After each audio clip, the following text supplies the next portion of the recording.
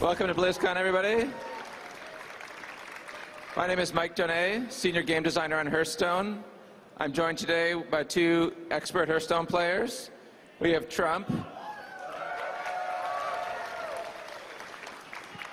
Trump is from Team Solo Mid, and he's well known for having created many of the spreadsheets and videos that you use to learn about Arena. And I'm joined by Hafu from Team Cloud9, one of the top 20 Arena players in the world.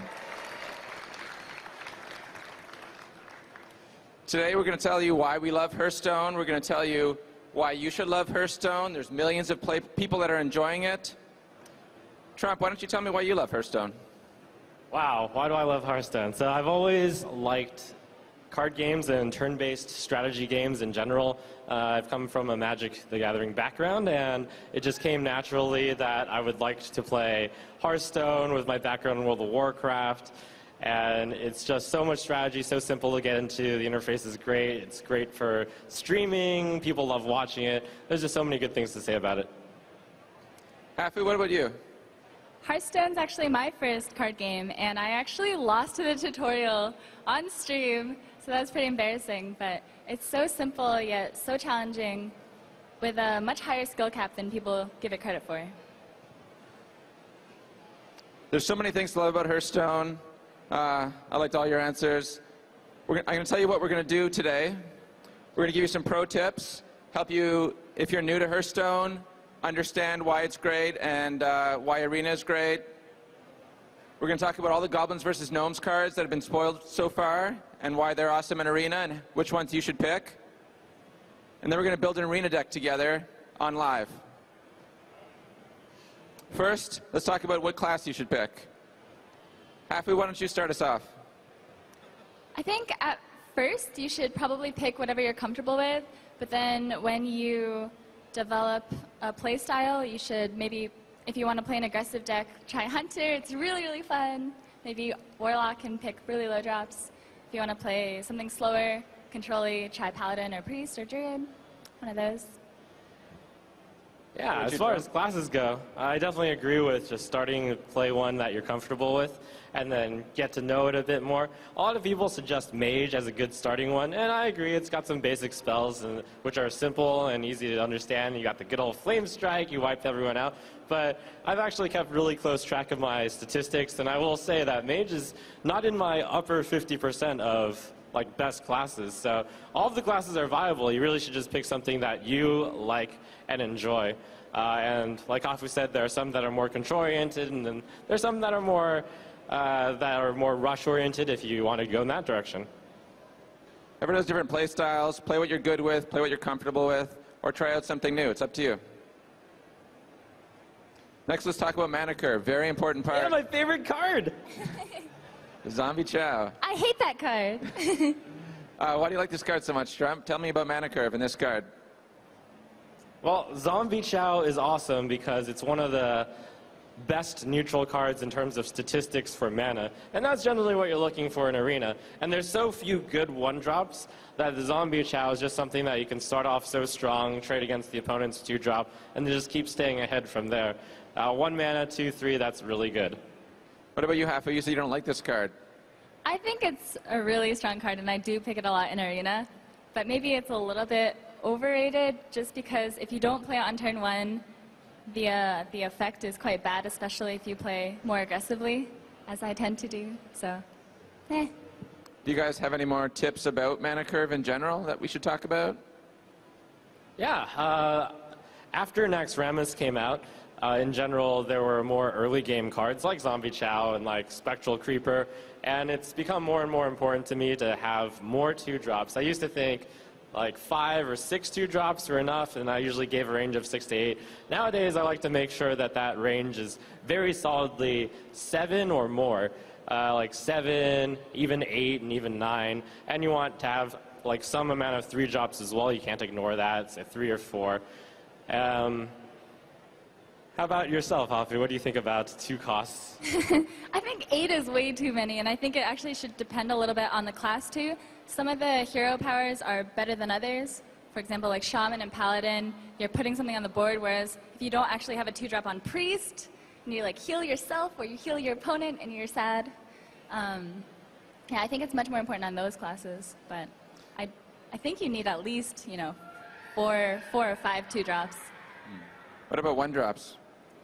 I think playing a 1-drop in turn 1 is fine, especially 2 ones. I mean, if you think about value, right? It's 3 stats for 1 mana. That's triple the mana. Oh my gosh, the value.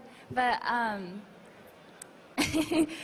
don't think Trump agrees with me with the 2 ones, although I think that even though they're definitely not better than 3 2s, it's okay to have 1 or 2. You know what value is? Value is using your hero ability to knock out one of those 2 1s for free. So I have been thinking a lot about this recently, and like there's some arguments about card advantage or like tempo advantage. You play your 1-drop, they have to coin hero ability, or they have to spend 2 mana to kill their 1-drop. Like to some extent you gain an advantage, and I can start to understand that now. Speaking of Zombie Chow, that's 5 times the mana that you put in terms of stats. So good. One thing about Arena is there's different play styles. It sounds like Hafu's more of an aggressive player. She tries to take the tempo advantage with the 2 1s, while Trump is more of a value player. He tries to control the board and get card advantage over the long term. Both are valid strategies. Sometimes with different classes or different decks, you're going to switch between those strategies. Something you'll learn over time by just playing a lot of runs. Let's move on to how to catch up. When you get behind an arena, it can be really frustrating.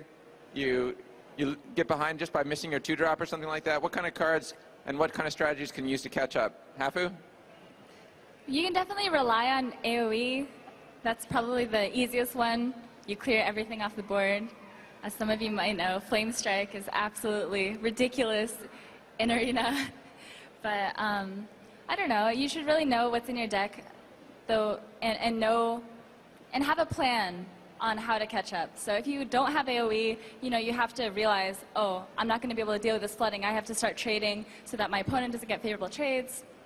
And if you have a lot of AoE, you can just kind of sit back and let them flood the board and then take everything out at once. So just have a plan. Yeah, I think that's part of the loveliness of Arena. Like, you can always have such different decks. It's different every time. That's also why I value good 1-drops so much, like the non-2-1 ones.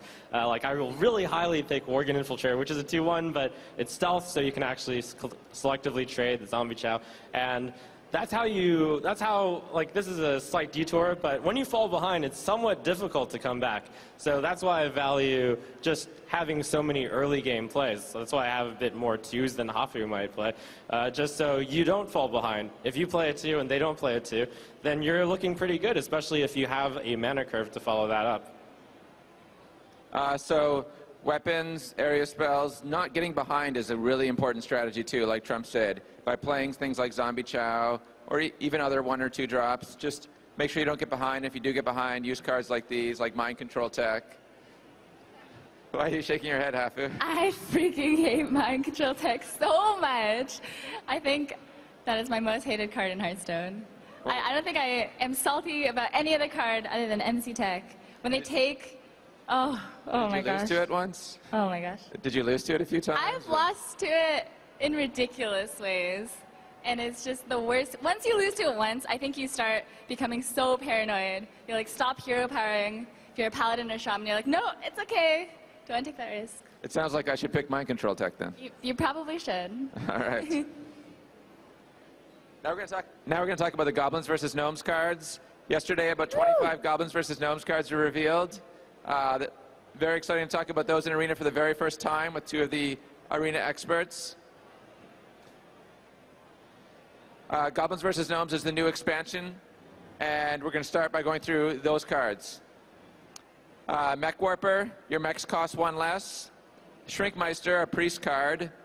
Battlecry, shrinks a minion, gives it -2 attack. And Fairy Dragon, that you all know. Trump, what do you think of these 3 cards? All right, all of these cards also have different valuations in Constructed, so I'll start off by saying that we'll be giving it in a more Arena-looked base. So Mech Warper, for example, it might be a top pick in Constructed. You build in a mech deck in Arena, you're going to have some mechs, and it itself is a mech, which is going to benefit a lot of the other Arena cards, which are coming out in this expansion. Shriekmeister, though, is definitely the card to pick. It is really strong in Arena. In Arena, I'm just looking for those individually strong cards like Yeti or Just really good basic cards. Shrinkmeister, 2 mana, 3/2, that's already good. And on top of that, the battle cry is insane. The way I would think of it in Arena is it's like a 3/4 for 2 mana if you play it with a minion, because it's going to take 2 less damage when you attack with that minion into the shrunken enemy's minion. Sounds really good. What about you, Hafu? What do you think of these cards? I'm just going to have to disagree that it's a 3/4, just because you do have to have board control to kind of benefit off that. But, I mean, it's really ridiculous on Priest, because it is a Priest class card, just because it goes so well with Cabal Shadow Priest. You can start just taking Yetis. Like, to me, that's just going to be so, oh my goodness. But, That's a lot of value. It's a lot of value. Yeah, Shrinkmeister combos with a lot of Priest cards, Shadow Word Pain, Cabal Shadow Priest, etc. So, sounds like Shrinkmeister's your pick here. Great. Let's move on to the next one. We have Bomb Lobber. He comes into play, he throws a bomb, deals 4 damage to a random enemy minion. Goblin Blast Mage. His battle cry is, if you control a mech, deal 4 damage, randomly split amongst enemy characters. It fires out 4 little bombs. And Twilight Drake. Hafu, what do you like from these? I really like the Goblin Blast Mage. I think it's pretty ridiculous. 5/4 for 4 is already great for stats. And the battle cry just makes it kind of ridiculous. I mean, you can't reliably get a mech on the board, but even so, I feel like Bomb Lobber is a bit less consistent. All right, what about you, Trump? Yeah, I definitely agree with the assessment that the Goblin Blast Mage is going to be one of the top cards to pick for a mage in Arena now. I'm sure, do you know any statistics about how often we're going to have a mech out? Well, it depends if you're playing against someone who likes board control. Like, the thing is, if you've got a lot of mechs, Goblin Blast Mage obviously will be better. There's about one third of the minions in Goblins versus Gnomes are mechs, so keep that in mind. Yeah, that looks really consistent. So, I mean, 4 mana, 5/4 is good as is. That ability on top is just gravy. I will also mention Bomb Lobber, I think, is an excellent card. And the way I evaluate cards is, like, I'm going to think of that battle cry as worth something around 2 mana. So it's like a 3 mana, 3/3, and you get an additional draw the 2 mana, deal 4 damage to a random enemy minion, and you get to play it. So when you package those into a card, those tend to be really strong. They're all strong cards. Sounds like I would take Blast Mage if I had lots of mechs, and maybe Bomb Lobber if I don't. Let's go on to the next one. We got Micro Machine. At the start of each turn, that's your turn and your opponent's turn, he gets +1 attack. So the first time you attack with him, he'll be a 3/2. Piloted Shredder. His death rattle summons a random 2-cost minion. That's a minion, any 2-cost minion in the game, any class, and Silver Moon Guardian. Hafu, what do you think of these cards? I think the Micro Machine is cute, but I think Piloted Shredder is ridiculous. It's kind of like a crazier Harvest Golem at 4 mana. I think we talked about this earlier, but it's probably better than a Yeti now. So this is the new staple, go-to neutral 4-drop in Arena. Better than Yeti. It looks like a lot of fun, too. What do you think about the random craziness about in it? Yeah, that's really cool. I will also state that Micro Machine, when I first looked at it, I thought it sucked, but at the start of each turn, it turns out. So that card's actually really good in Arena also, since at worst, it's a 2 mana 2/2 on the opponent's turn, but you let that stay for just 2 turns, it builds up really, really quickly. But yes, Piloted Shredder is absolutely insane. And don't worry, guys, I did the math. I looked up all of the 2-cost minions you can get, and it turns out that the average that you can get is somewhere around a 2.25/2.25 in attack and health. So if you add that onto the Piloted Shredder, we're going to just round down, that's a 6/5 in value for 4, which is way better than Yeti. That sounds like a lot of value if everything works out for you. Yep, and here's some other cool things, like you can get Millhouse Mana Storm with it, which is a 2 mana 4/4. The battle cry doesn't come into play, so that's insane. That's the best case. You can also get a Warlock class card like Succubus, get a 4/3. Those are the 2 best case scenarios. And of Or course, Doomsayer. oh, that's, well. Doomsayer does seem a little wacky. Also, Lore Walker Cho seems like an interesting option there. Lots of cool options. What I like about Piloted Shredder is that you end up in a situation that you're not expecting. You have these creatures in play that you're not used to playing, or maybe from a different class, and that makes for like really skill testing and fun situations. And it's also really cool. Like, it brings a little bit of arena into Constructed, where you're going to come up with a lot of different situations. Definitely. Next we have Cogmaster. He gets +2 attack while you have another mech in play, or a mech in play. Clockwork Gnome. His Death Rattle, he adds a random spare part to your hand. And Leper Gnome. What do you think about these cards, Trump? All right, well, first of all, before evaluating these cards, we're going to need to know what a spare part is. Excellent question. I have a slide prepared for you. What are spare parts? Spare parts, they're 1-cost spells. There's 7 of them. They're small power level. Here's the 2 simplest ones. Whirling Blades gives a minion +1 attack. Armor Plating gives a minion +1 health. Rusty Horn gives a minion taunt. Emergency Coolant freezes a minion. Finicky Cloak Field gives a minion stealth until the end of your turn. It's only friendly minions. Reversing Switch swaps a minion's attack and health. This one has tons of possibilities, very skill testing. And Time Rewinder returns a friendly minion to your hand. Wow, these are cool. I'd like to say that this really fits in with the flavor of the expansion, and on top of that, it's a really cool way of adding something that's like draw a card, but it's not a card, it's just a spare part. And I look at these and I'm like, all right, so how much of a card is this worth? Because it's not worth a full card. These cards are not as good as cards, but they are something. So I have to think of something like maybe they're worth 1/4 of a card, or maybe half a card. So somewhere around there is what I value them at. All right, sounds good.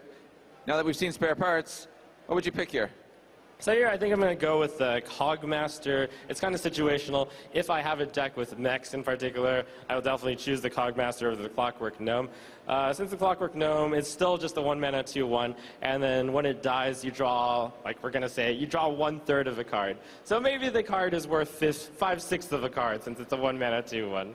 Interesting. What about you, Hafu? I like 2/1s, and I think Clockwork Gnome is incredible. And I also want to point out that it's a mech, and we've seen that a lot of these cards combo with having a mech out already. It's a cheap mech, so I think that gets it bumped up a few notches. I think the spare parts really give you more answers to kind of play around what they're doing. So I don't know. I really like the spare parts part of it, and I really like that it's a 2/1 for 1. I think it's really strong. So if you need a mech, maybe choose Clockwork Gnome. If you already have some mechs, maybe pick Cogmaster. Also depends how aggressive your deck is, what you need. Next we have Explosive Sheep. Death Rattle deals 2 damage to all minions, and it's a mech. Annoyatron, another mech, with Taunt and Divine Shield. And Ironbeak Owl. What do you think of these cards, Hafu? I think while the Annoyatron is very cute, maybe if you have many buff cards, like in Paladin, if you have multiple Blessing of Kings, stuff like that, maybe like Cult Masters, then you can consider taking the Annoyatron, but generally you don't ever want to pass AoE, and Explosive Sheep is a very cheap and efficient AoE. The only downside is you don't get to control it unless you're playing like a mage and you can just hero power it yourself. But I still think for 2 mana, that's like a ridiculous death rattle. What about you, Trump? Yeah, Hellfire is a good class card for Warlock, and now we've got something neutral that you get to play for half the cost. So I really think Explosive Sheep is a top pick. Annoyatron, I think in Arena it tends to be more close to like 2 Goldshire Footmen, which is not too exciting. Okay, well, Explosive Sheep, one of your AoEs that you badly need in Arena, helps you catch up. Sounds good. It's also a mech. Next we have Spider Tank, 3/4 with no special ability, but it's a mech. And Tinkertown Technician, Battlecry, if you've got a mech, get +1/+1 and get a spare part. And Earthen Ring Farseer, 3 awesome cards. Which one do you like the best, Trump? Man, we got some serious value here. So 3 mana, 3/4 is going to just be good by default. We've seen how good it is in Priest Star Cultist. And even if the Priest Dark Cultist didn't have a death rattle, I think it would still be good. In this set, mechs actually matter. So I think the Spider Tank is a really strong pick. Of course, the Tinkertown Technician is also super value. 3 mana for a 4/4, and you get a spare part for some extra value, in case you already have a lot of mechs. So for here, my choice would depend based on how many mechs I already had. But I'd want to pick both. Both would be nice. So many arena runs where I want to pick both. What about you, Hafu? I'll take all 3. They're all really, really strong 3-drops, some of the strongest neutrals. But I agree with Trump. I mean, if you just don't have mechs, then there's no point in picking the Tinkertown. It's just a 3/3 for 3, and you're obviously going to take a 3/4 for 3. So. Well, so another pick that depends if you've got mechs. You look. One thing you do a lot in arenas, like look what you have, look to see if the card you're choosing affects what you have, and this is an excellent example. A lot of value in these picks. Is there any time you guys would pick the Earthen Ring Farseer? Huh, I don't think with this set. Like, the mech, the 3/4 is just so much stronger, I would say, and the Technician has a lot of upside. What if you have, like, 2 Akanais and multiple Norshires and Injured Blade Masters? You would take the Earthen. Don't tell me you wouldn't take the Earthen. Okay, maybe in that exact scenario. There we go. Look at your combos. All right, next we have Unstable Portal. These are spells, mage spells. Unstable Portal adds a random minion to your hand, and it costs 3 less. Unstable Portal costs 2. Flame Cannon deals 4 damage to a random enemy minion. And Arcane Missiles, the card you know. What would you pick here, Hafu? I actually really like Unstable Portal. At first I was kind of unimpressed, but I think if you really think about it, the Tempesting that you could potentially gain could just end the game. Like on turn 3, you could play a 6-drop, like a Fire Elemental, and then the game would end.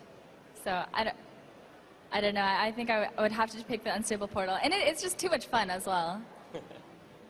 Yeah, it definitely is a lot of fun. You can get any class card like Fire Elemental, but you know what else you can get? You can get a Wisp, and I'm really sad when that happens. I did a few calculations, since that's necessary in order to understand like how much variety there is and what you can get. And there's like 1/3 of the cards of minions are actually 2 or less, roughly, not counting this set, which I haven't been able to include yet. And then like 10 to 15% of the time, you're going to get a 1-drop, which means you're going to be really sad. So the portal is a bit too random for my effect. Like, sometimes there just isn't that good an effect, although I admit that sometimes you can get a really good effect. So I choose the Flame Cannon, where you can actually really control the randomness. As a mage, you can do something like Flame Cannon and then Fire Blast to really efficiently deal with one of those turn 4, 5 health plays. I think it's a really strong card. What about you, Hafu? What would you pick here? Definitely Unstable Portal. So Unstable Portal. 33%, that's just 1 in 3. I mean, 2/3 of the time you're going to get something better that you can play and just push your tempo advantage. So, I mean, if you get a Wisp, you're really sad. But, I mean, what are the stats on that? Right? Sure. I like that when they pick different things. It makes me wonder, like, you know, when I'm going through, which one should I pick? Which one's best for my deck? Unstable Portal, they both seem awesome. They both seem like a lot of fun. Next, we have legendary cards. We got Dr. Boom. His battle cry is to summon 2 1/1 Boombots. Blingtron 3000. He equips a golden weapon for each player. Golden? Yes, actually, he's Blingtron. Of course he summons golden weapons. Even when he's not golden, he makes golden weapons. And Harrison Jones, a card that destroys weapons. What would you pick here, Trump? Well, I mean, I don't think I even need to know what a Boombot is before I pick Dr. Boom. But let's see what a Boombot is first. All right, I'll show you. Here we have Dr. Boom and his 2 Boombots. He summons 2 as his battle cry. They have a death rattle to deal 1 to 4 damage to a random enemy. Could be a minion, could be the enemy player. Wow. Well, now that I see what a Boombot is, that is super value. You get a 7 mana for roughly a 9/9, and those Boombots also do an additional damage, so maybe more like a 11/9, 12/9. That's good stuff. From here, I think the Blingatron is like way too situational to pull off successfully in arena. It's at its best when your opponent already has a weapon, and in that case, I would say Harrison Jones is better than Blingatron, since the amount of benefit you get when you destroy their weapon and draw cards is really huge. But definitely Dr. Doom. Dr. Boom sounds awesome. What about you, Hafu? Definitely Dr. Boom. I love this card. It's going to be really fun. I'm pretty excited for it. I agree. Blingtron and Harrison Jones are just going to be too situational. So, Dr. All right, Boom cool. is good. It was a nice note that, like Trump said, Blingtron also destroys your opponent's weapon when it replaces it with a new one, so it's a little bit more value there. All right, great. Let's go on to the next one.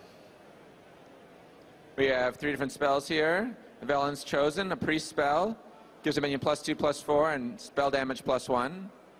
Bouncing Blades, a warrior spell, deals 1 damage to a random minion, and you repeat that, bouncing around the board until it finally destroys 1 minion, and then it stops. And Blessing of Kings gives a minion +4/+4. What would you pick here, Hafu?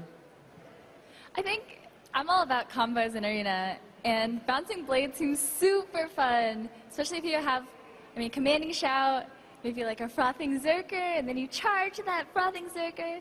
Oh my goodness. I think Bouncing Blades would be really fun if you have the cards to kind of back that up. But if not, I would say, I think Velen's Chosen is actually, I think they're all around the same. Probably Velen's Chosen if I had to pick one. What about you, Trump? Do you have a strong preference? The first time I saw Bouncing Blade, I was so happy, and I was going to just pick that every time.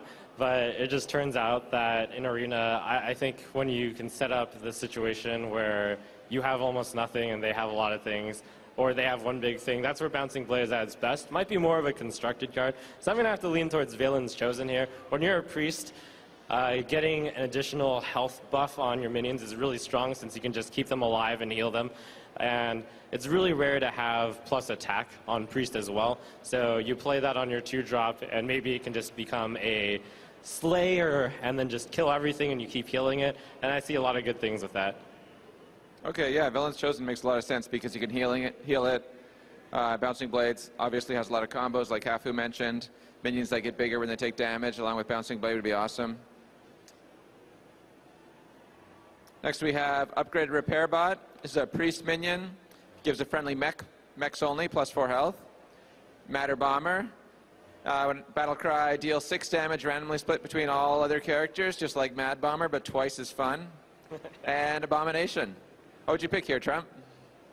So I actually was browsing some statistics about Hearthstone Arena the other day, and it turns out that one of the best cards that people who go 12 wins go is quite surprisingly Mad Bomber.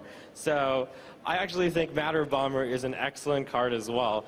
If you're behind, you can actually play it to catch up in the game, which is very important, and you can do it with all sorts of other combos as well.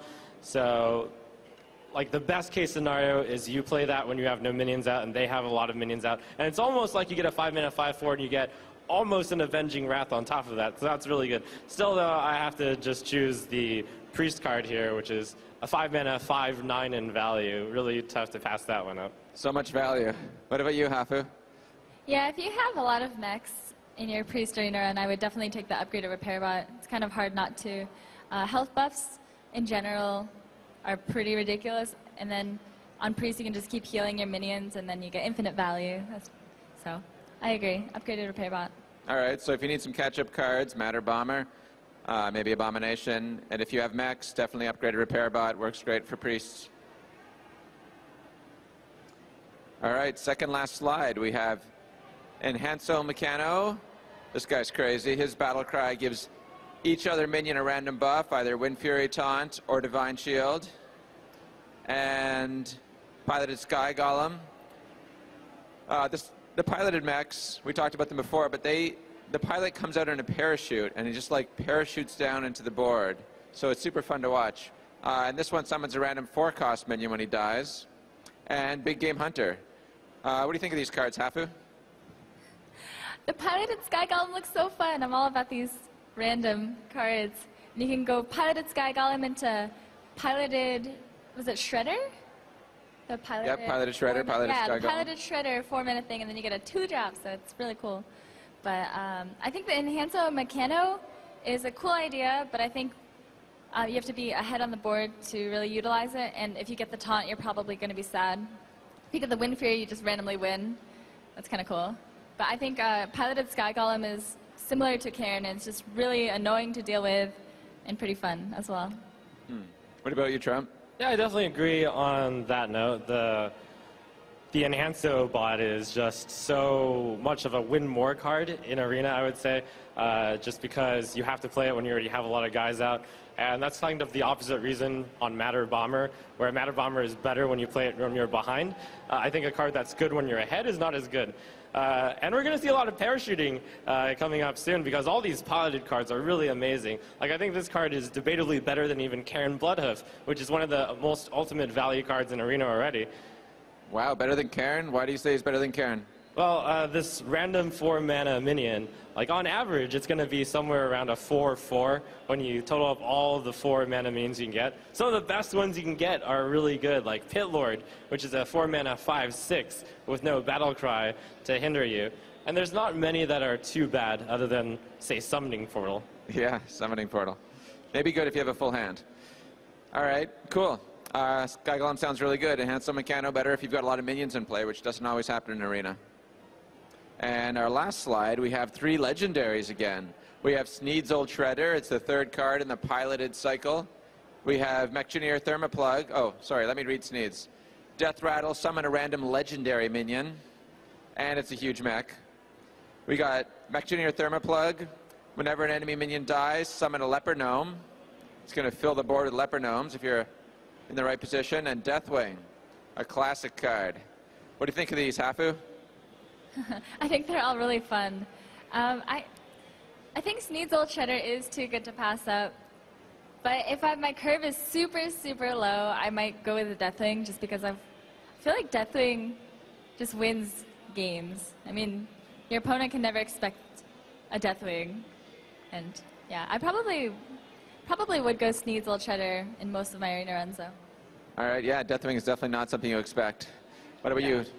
That Deathwing is so cool. I love picking it at Arena. It's like constantly moving up my personal list.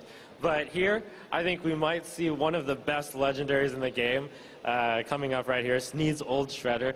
The value you get off of that is insane. So it's 8 mana, 5/7 already, and when you calculate the average attack and health of a legendary card, a legendary minion, it's somewhere along the lines of like a 5/6. So I'm just going to add that straight up to there, and that means it's an 8 mana, 10/13. And on top of that, most of the legendary cards have a cool effect also, like Death Rattle sometimes, or something special like Sylvanas or Karen. Then the best case scenario for Sneed's Old Shredder is so big. They kill it, and then you get Kel'Thuzad, and then you resurrect Sneed's Old Shredder, or you get Sneed's Old Shredder, and so your Sneed's Old Shredder just keeps getting Sneed's Old Shredders, wow. And that's insane. Yeah, Kel'Thuzad into resurrecting Sneed's Old Shredder would be insane. Sounds like a lot of fun. All right, cool. Thanks for talking about those cards. Now that you've seen Goblins versus Gnomes cards over the last couple days, and we just talked about them, what do you think about them? Hafu, why don't you start? I think they're going to be really fun. I'm really excited to play these in Arena when they come out live. And I think that a lot of, I think the silences are going to go up in value by a lot. These Death Rattles seem pretty ridiculous. And I feel like Shaman and Mage are going to get even better in Arena, just because Shaman has Hex and Earthshock in their kit, and Mage has Sheep, as we all know. And what about you, Trump? Yeah, I really look forward to all of the smaller value plays you can make. Those spare parts, even though they aren't any real card, like I even only value them as 1/3 of a card. When you can make use of that 1/3 of a card effectively, sometimes it's as good as a card, and that's getting really good value. I like a lot of the Death Rattle summon a random minion cards because that means you're going to have to really think on your feet. And even though it is randomness, like, it makes you, there is a skill to having a lot of branching decision trees and knowing like what can happen and how to best take advantage of a very unusual situation. Cool. Yeah, I'm very excited about this. Goblins vs. Gnomes comes out next month. It's the first Hearthstone expansion. It's got tons of fun stuff. There's only been 25 of the over 120 cards revealed so far, so you're in store for a lot of new stuff, and it's coming very soon.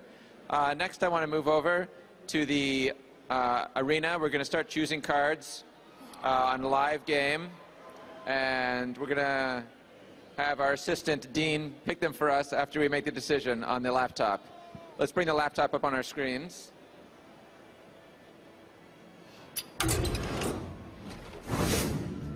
All right, first we need to pick a class. What do you like here, Trump? Well, whenever I pick classes in Arena, I like to poll the audience on what to do. So why don't we do the same thing here? Hang on. I'll do them one at a time.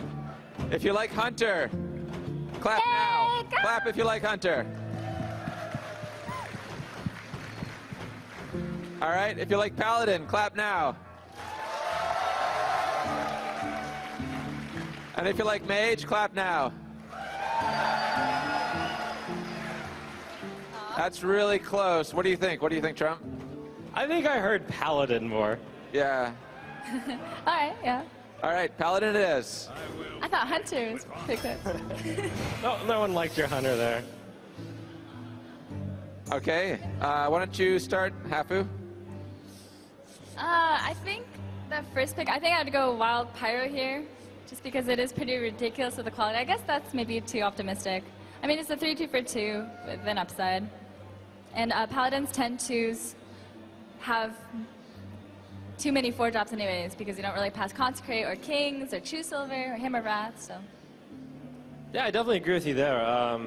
Violet Teacher is oftentimes better, but Pyromancer, because Paladin has a lot of 4-drops. It's really good to remember that certain classes make different picks because they have other cards available to them.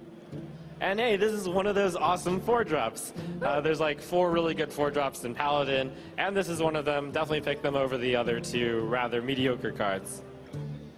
Definitely. Hammer of Wrath.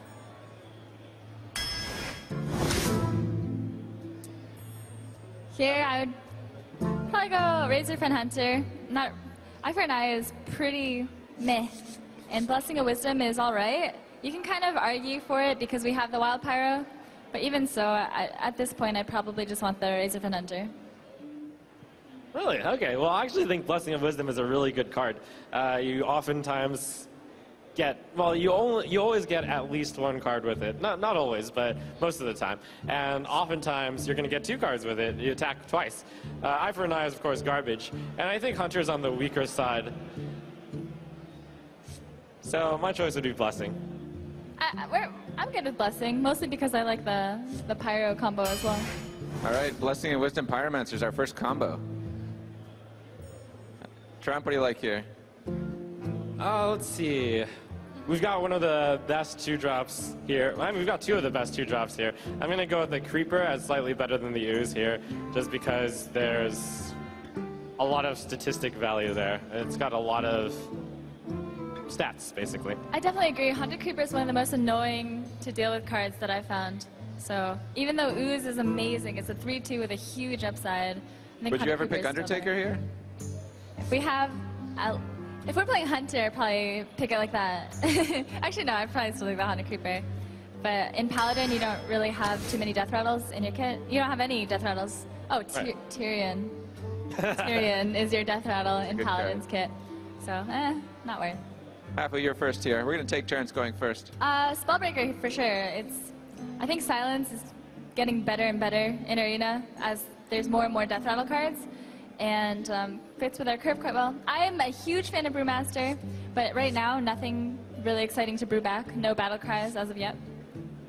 Yeah, I'll agree with the Spellbreaker here. And once Goblins versus Gnomes comes out, like Hafu said, I'm going to start picking this even more, I'd say. Spellbreaker it is. We got Voodoo Witch Doctor, Eye for an Eye, and Direwolf Alpha. All right, well, in this case, definitely choose Direwolf Alpha over the other 2 cards, which don't do anything.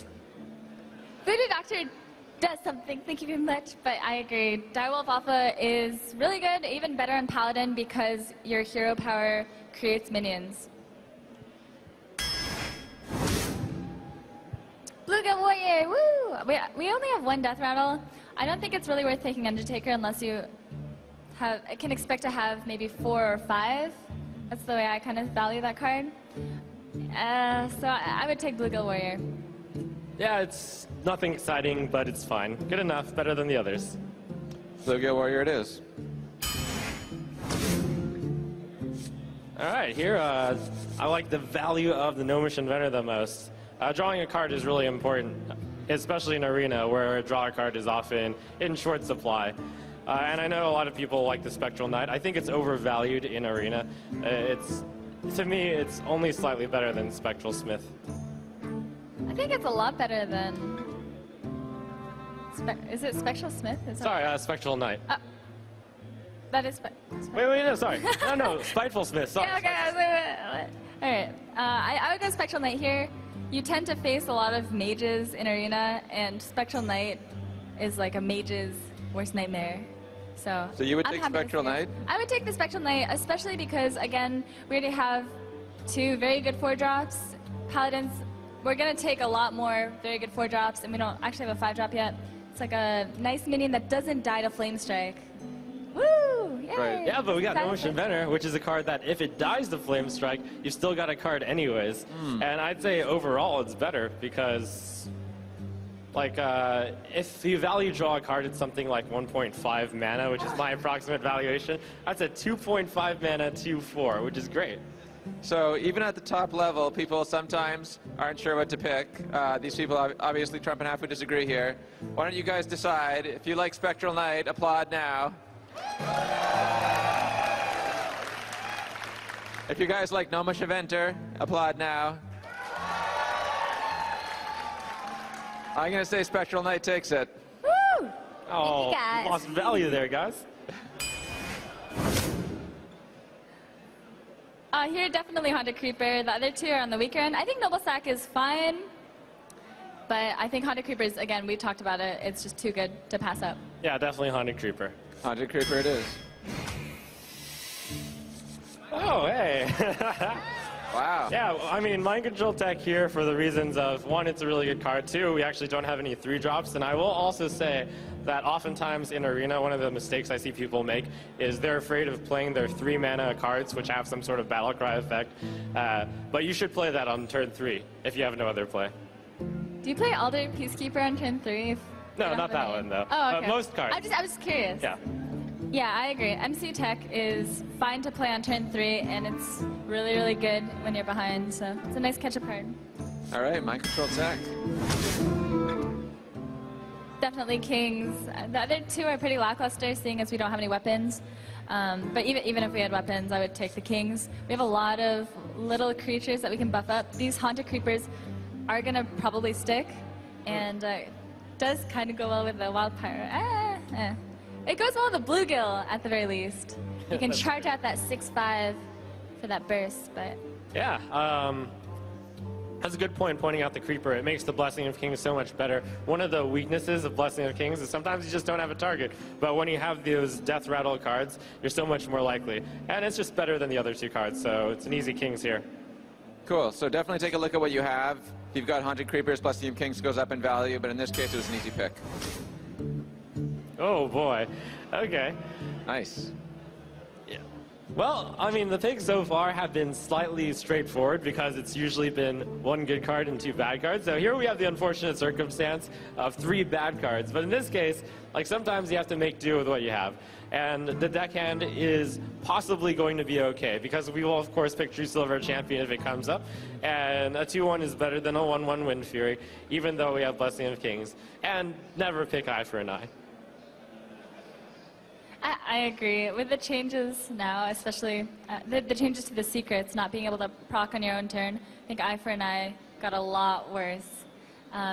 So South Sea Deckhand, I don't think it's as bad as you think.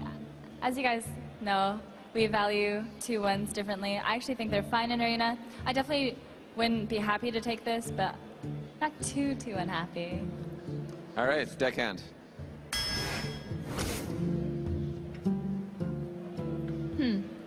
Well, we just got the South Sea Deckhand, which makes me like Light's Justice a little bit more. I'm not sure it's really worth taking over the Avenge, though. We do have Haunted Creepers. Again, we're going to have things that are going to stick on the board. And we do have the Wild Pyro. I think I would probably go for Avenge here. How about you, Trump? I'm a little surprised that you had any hesitation. I think it's an easy Avenge. I actually have seen Light's Justice used to reasonable effect, and my opinion of the card has gone up. I've argued with you about that before. Right, yeah. But still avenge, yeah. Well, Avenge. I mean, if we had maybe one other combo with a weapon, like if we had the Spiteful Smith, I really do think Light Justice is fine. And I probably, maybe if we had 3 cards that combo with weapons, I'd probably take the Light Okay. Justice. So I Light totally Justice, respect not a the way bad that, card. you see Better if value. you've got Spiteful Smiths. Yeah. Huh? Pardon? I was just saying Light Justice is not a bad card. Better than it looks. And even better if you've got Spiteful Smiths. Yeah, if you have enough combos, Light Justice gets quite good. And like if we had a quality or, you know, something that required us to need 1 damage somewhere, it's actually quite good. But yeah, Avenge here, probably. Avenge it is. Let's see.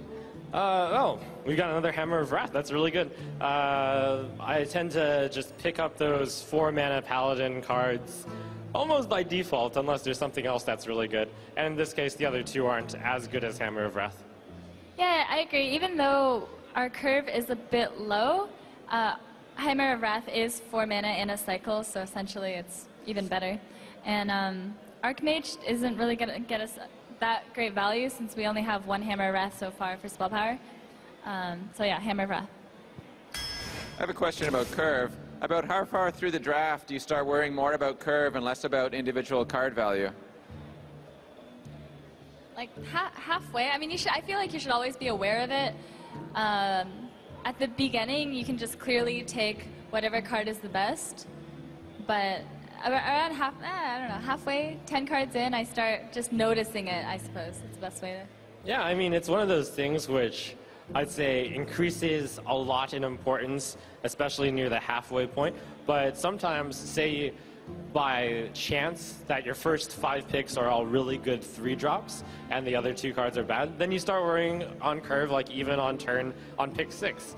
Then you get a good 3-drop against a like slightly less good 2-drop, then you pick the 2-drop.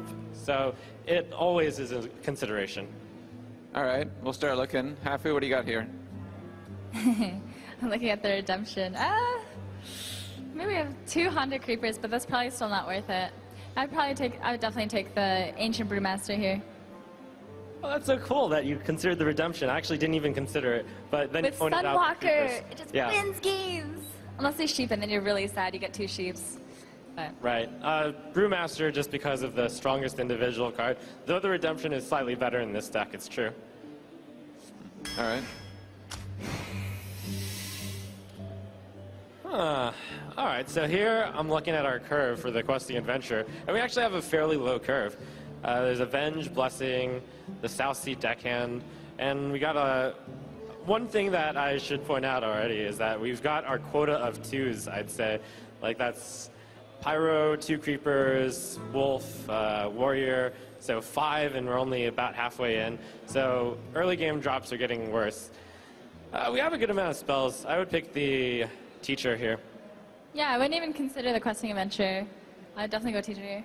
You wouldn't consider it? I think it's especially consider good it. here just because our curve is low. I mean, we have some 1-drops to fill in the blanks, and Violet Teacher goes already so well with the Avenge and the Wisdom. And it's just, we only have 2 4-drops. I mean, it looks like we have a lot of 4-drops, but Hammer of Wraths and Blessing of Kings aren't really minions that you can just play on turn 4. So, I like the Violet Teacher here.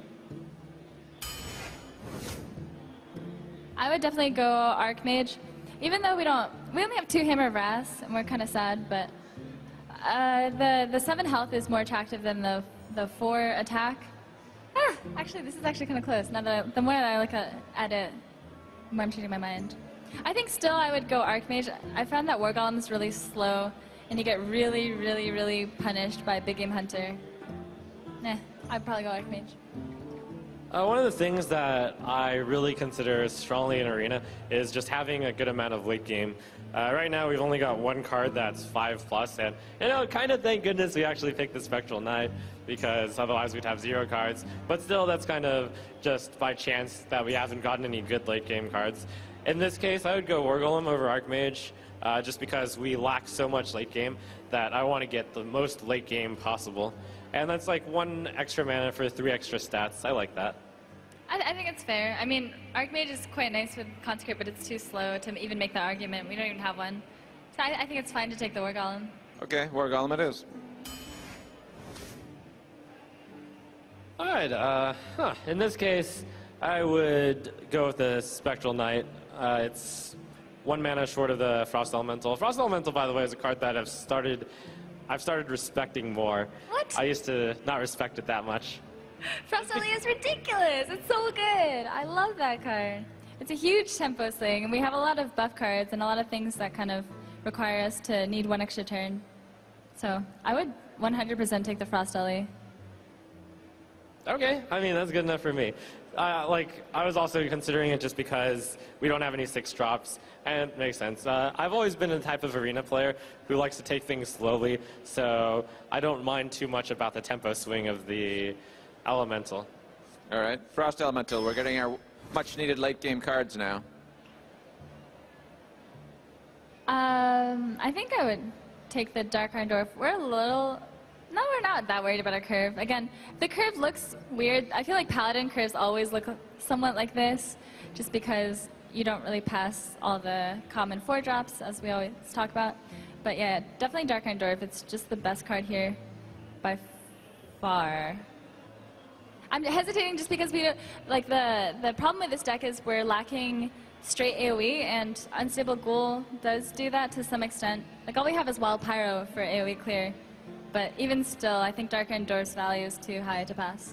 Yeah, I agree. The Dark Iron Dwarf is like the way I explain it to people is it's like 4 mana 4/4, and then it's actually 4 mana 6/4, and part of that has charge if you have a minion. So that's just a really strong card. Even better in Paladin since you can buff your own minions with it, your tokens rather. It seems like minions that buff other minions are really important in Arena. Yeah, one of the things I will mention, though, is that it's often a mistake to take Shattered Sun Cleric when you don't have a lot of early game already, because oftentimes then it won't be so good. In this case, I would pick the Sunwalker. It's clearly better than... Divine Favor is just too hard to pull off in Arena consistently, and Blessed Champion is just a big finisher, which... the only thing we can really put it on here is the War Golem. And that would be amazing, but we want something that is independently good. And then Blessed Champion. Oh my goodness, one-shot him. But yeah, Sunwalker, and we're a little sad that we didn't take the Redemption now. I really do think when you get the Sunwalker and Redemption, you literally just win the game. They can't deal with it. It's like a double Karen almost. That's what it feels like. Oh, here I would definitely take the Brewmaster. We're starting to get a couple battle cries that are nice. Frost Ellie and Spellbreaker, Dark Iron Dwarf, even Bluegill Warrior you can brew back for value, and it's just a 3/2 for 2, which is good. Yeah, Youthful Brewmaster, 3/2 for 2 is good. It has upside in this, actually. All right, Brewmaster. I'm one of the most reluctant people to pick Ironbeak Owl. I don't value silence as much as others, and I hate 2/1s. But in this case, just because the competition isn't so strong, I mean, I'm even tempted to pick Blessing of Might, to be honest. But let's see, maybe I would pick Blessing of Might. I would take Blessing of Might here. All right. I would easily take Blessing of Blessing of Might here. We have Wild Pyro, Might. we have the Violet Teacher, we have a lot of... Pardon? Sorry, go ahead, Hafu. What? What were you saying? I don't remember. All right. Sorry, we only have 5 minutes left, so Crump and Hafu yeah, are going to be going with their short answers now. What do you like here, Tiger. Hafu? Yay, Tiger, go. Yeah, easy Tiger. The stats are good. The other 2 are not so great. And we need more late game. In this case, Senjin, like Hafu said, the fact that we have so many 4s is a little deceptive. The Hammer of Wrath can be cast at any time, and we only really have Brew, Dwarf, Breaker, and Teacher for 4 drops. Yep. Yep, Senjin, sorry. Great, Senjin. Bomber! We take Bomber and we're happy because he's a bomber. Yeah, Bomber. Bomber's an easy pick here.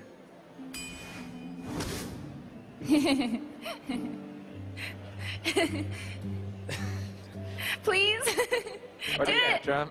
Redemption, trust me. Lots of talk about redemption.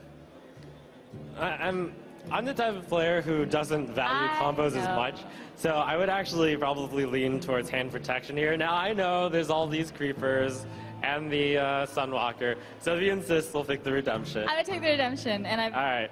I would All right, run redemption without it is. redemption. We'll have to play that some and find out how good it is. It's also good with a tiger. Just saying. Guardian of Kings, because we need more big creatures. I think Hammer's great, but we're probably going to be pretty stocked up around the 4s. And yeah, it's a big, hefty creature.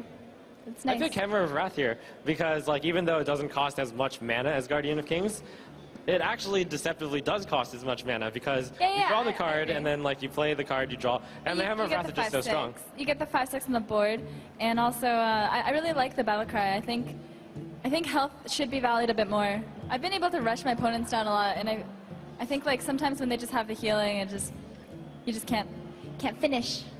Yeah, I mean, I just don't think the stats are that great, but okay. You win that one. Gnomish Inventor. Gnomish Inventor. Everyone loves Gnomish Inventors. Blessing of Kings. Blessing of Kings. The other two are terrible. Yep. All right, easy one here. Look at all of our 4-drop. And then... Our last pick. Ooh. Ooh. All right, how many spells we got here? We got Avenge, Might. I don't think we need more card draw. I would just take the Holy Wrath. And it is kind of a card draw. I started valuing it a little bit more, and we have mostly 4s. I think the curve is fine to take it.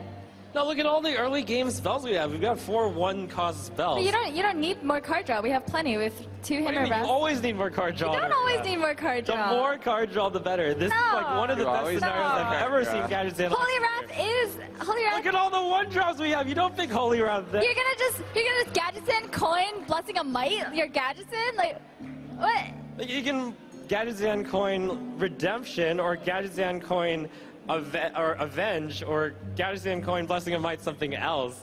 Like looking at all the low costs Holy we Wrath have. is 1 a and card 2. draw. It is a card draw, but sometimes it's going to do 1 or 2 damage. I Like mean, you didn't and pick you're Hammer relying on the of Wrath coin. against Guardian of Kings. Guardian of How can you Kings pick is it a against- 7 draw. Gadgetzan Auctioneer is like a 10 draw given our... All right, let's have the audience 10 decide. draw, we don't have that many. It's 4, and you don't really want to If play you agree them. with Hafu and you want to pick Holy Wrath here, applause. And if you agree with Trump and you would pick Gadgetzan Auctioneer for value, applause. They have value! All right. Get the gadget. And if you would pick Mana Addict, I'd agree with that. All right, we've got our deck. What do you think about our deck, Trump? How will it do? All right, so we have a sufficient amount of early game, I think. We've got the Brew, the Pyro, the Bomber, 2 Creepers, Direwolf, Bluegill. So that's 7. We got the Hero abilities. This is one of the classes that doesn't need enough. So we got the early game handled. We got enough late game because even though it looks like we don't have that much, the Hammer of Wrath counts as late game. You get the draws. We've got a good amount of cards that can just keep floating. I don't think we got a very particularly strong arena, like nothing too insane, no consecrations, no true silvers. So ultimately, this is just a reasonable deck. I'd say I would guess this deck would go 7, 8 wins. Yeah, I was going to say 6 through 8 with a pretty good chance of going like 10. Yeah, I could definitely get up there. Yeah, I think if you do the right combos, you can just... I'm telling you, Sunwalker Redemption, try it. It's ridiculous. Oh, I imagine it'll be great when that happens, yes. Thank you, Trump and Hafu, for helping me with my arena deck. Now I have this saved on my account. I'm going to get 4 wins with it. Thank you all for coming and checking out Arena. I hope you go and play it and you play some Goblins versus Gnomes. Have a good BlizzCon. Thank you for attending the Hearthstone How to Become an Arena Legend panel.